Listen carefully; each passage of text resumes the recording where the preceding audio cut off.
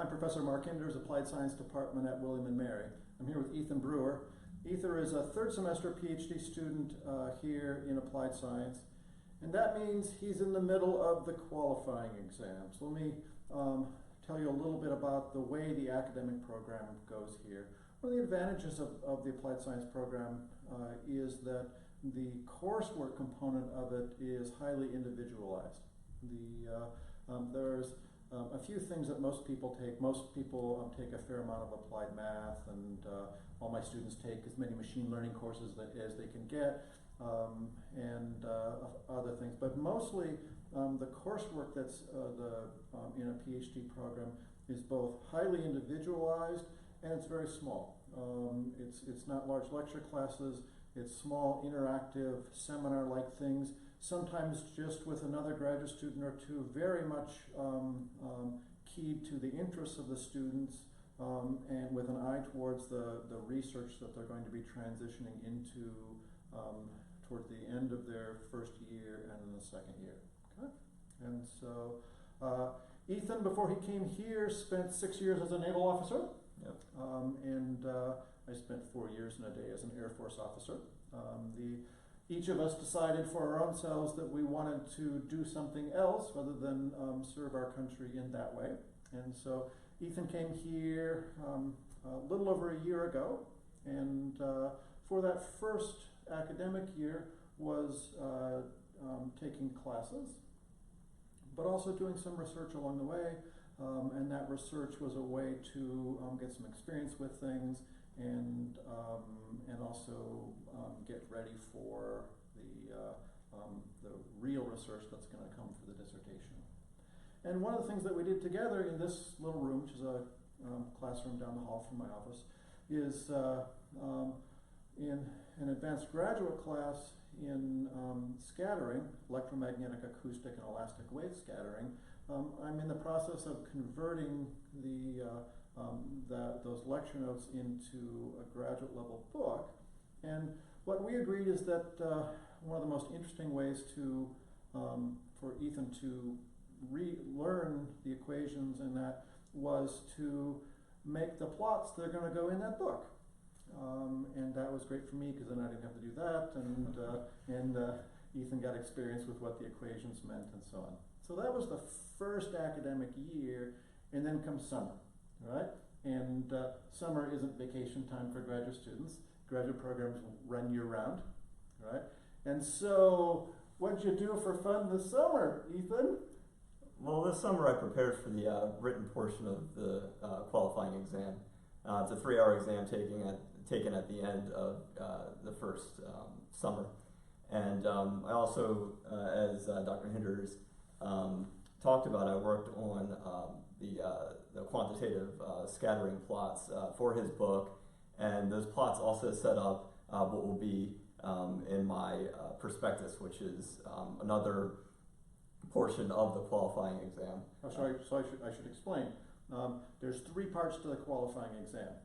The first part of the qualifying exam is the sort of traditional closed book, closed note exam, which runs several hours. And that's typically done just before the start of the second year. So it's sort of August at the end of the first year, just before the start of the second academic year. That part of the exam we call the specialization exam, because the particular exam that each student gets depends upon their specialization.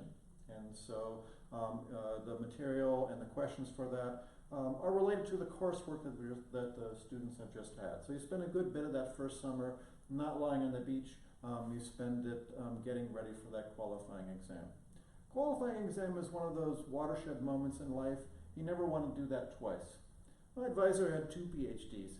He had a PhD from Yale in engineering, and then while he was a full professor of engineering at University of New Hampshire, in his spare time, he got a second PhD at Harvard in theoretical physics, working with the Nobel laureate Julian Schwinger. And then he died at 58. So I don't recommend getting 2 PhDs. I have no intention of ever getting another PhD, but the qualifying exam is the one part of the PhD program that I wouldn't want to do twice. So So I always caution students that you need to put enough effort into getting ready for the qualifying exam so that you pass it the first time. Because if you don't pass it the first time, your punishment is you have to take it again 6 months later. So Ethan passed, no problem.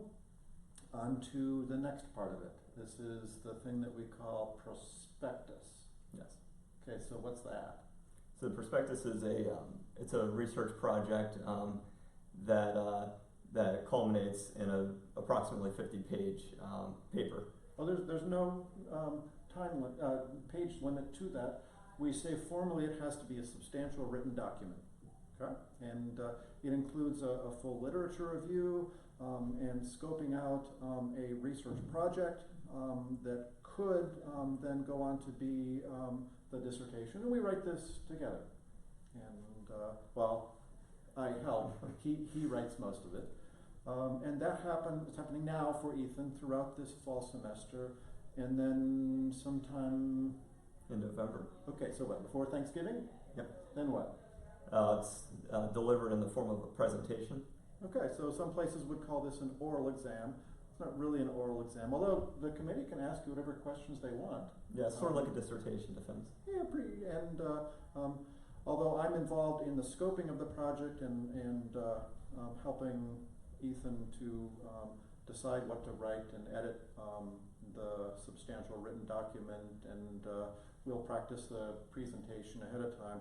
The advisor formally is not present in that oral exam prospectus presentation. That's a committee of other faculty from the core faculty and affiliates around campus. And so Ethan will make that presentation sometime before Thanksgiving-ish, while he's also getting started on research, finishing up some classes, and then you're done, right?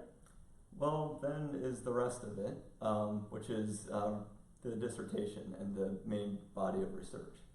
Right, but once this semester's over, you're all done with classes. Yep. You're all done with the qualifying exam. You're all done with the prospectus, and all that's left is the dissertation. And that will take a couple of 3 years. There's no time limit on that, except that I should say in applied science more generally, but my group in particular, we don't like students to hang around very long. We like them to stay about 4 years, sometimes closer to 5. The point is, get your dissertation done. My wife makes you a cake with your name on it. There's a party, and then you're off in the real world, having fun and making money. Is that about it?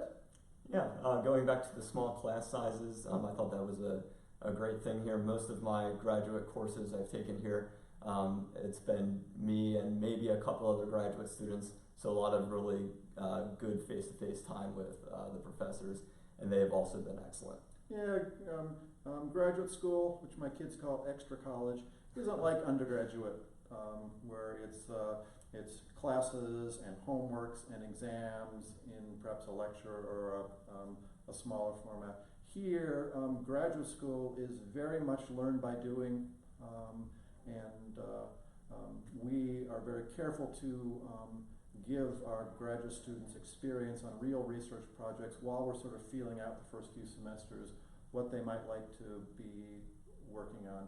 And we already know what Ethan is going to be working on. We're not going to give away those secrets now. It's a typical pattern for us. A former PhD student, came to visit and said, hey, I have this interesting thing that I'd like to work on with you guys. Do you have any students? I was like, well, let me introduce you to Ethan. And we're looking forward to the next few years of doing something